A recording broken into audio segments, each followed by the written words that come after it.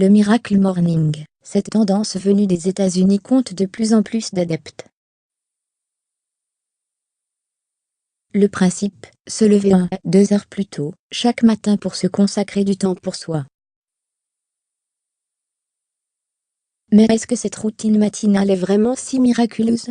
L'adage de nos grands-parents, l'avenir appartient à ceux qui se lèvent tôt, semble avoir pris un nouveau souffle depuis le succès du désormais best-seller The Miracle Morning d'Hal Elrod.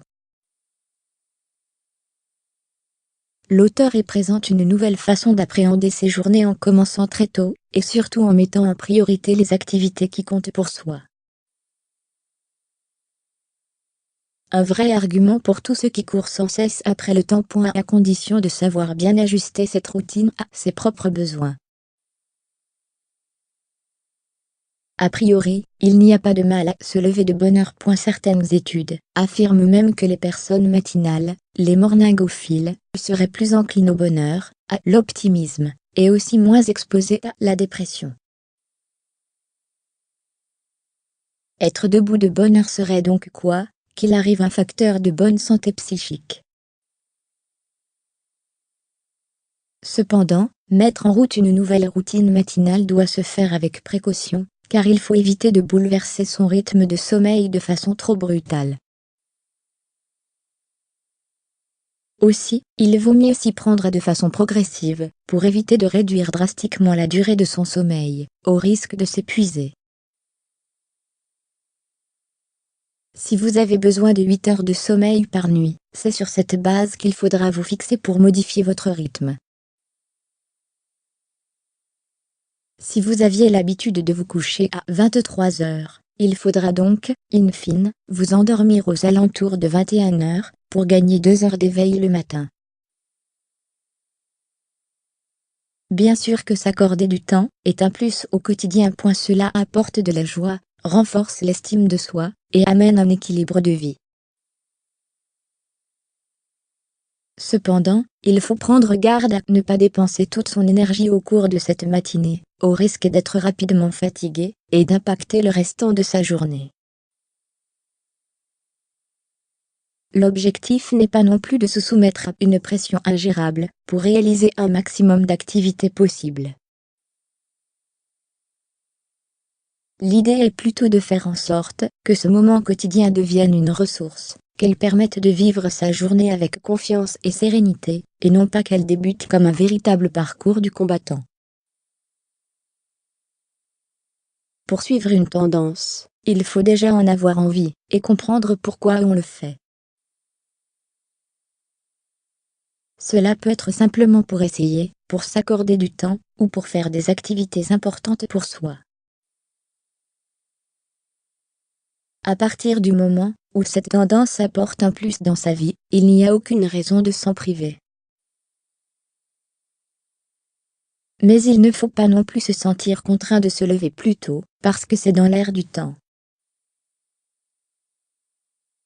Pas de culpabilité à avoir donc, le plus important est de connaître ce qui contribue à votre équilibre au quotidien. Rien ne vous empêche de vous accorder du temps en fin de journée par exemple, voire en fin de semaine, si c'est ce qui vous convient le mieux. Ce qui compte n'est pas tellement la quantité de temps passé, mais le sentiment positif que cela génère en vous. Pour se lever de bonne heure, la sophrologie peut être d'une grande utilité pour parvenir à se réveiller à l'heure convenue. Allongé dans votre lit, commencez par prendre de grandes et longues inspirations par le nez en imaginant vous remplir d'énergie. Soufflez comme dans une paille, comme pour diffuser cette énergie dans tout votre corps. Le corps se mettra de cette façon doucement en phase d'éveil, et vous pourrez plus facilement vous lever pour débuter votre journée. Cela vous aidera aussi à entrer dans la première étape de cette routine dédiée au silence, et à la respiration consciente. S'adresser des messages positifs. Si l'étape des affirmations à voix haute vous paraît compliquée à réaliser, commencez plutôt par lister les événements qui vous ont rendu fier de vous. De cette façon vous pourrez davantage prendre conscience de ce que vous êtes capable de mettre en œuvre, et pourquoi vous avez le droit de croire en vous. N'hésitez pas non plus à commencer par écrire ces affirmations plutôt que de les prononcer. De façon à choisir la phrase qui pourra davantage résonner en vous. Se mettre à la sophrologie. Il n'est pas évident pour tout le monde d'imaginer son avenir de façon positive ou même simplement de se projeter dans sa journée. Aussi, dans ce cas précis, on peut susciter l'aide d'un sophrologue lors de séances de groupe ou individuelles. Les visualisations font, en effet, partie intégrante de la méthode, et il devient en général plus facile de réaliser ces exercices au fil des séances. Cela vous aidera par la suite à reproduire ces visualisations seul, le matin et même, pourquoi pas, tout au long de la journée. Enfin, n'hésitez pas à passer ces matinées avec vos proches, l'occasion de vivre des moments de qualité en compagnie de vos enfants, de votre conjoint ou des personnes qui comptent vraiment pour vous. Une excellente façon de contribuer régulièrement à votre bien-être et votre équilibre de vie.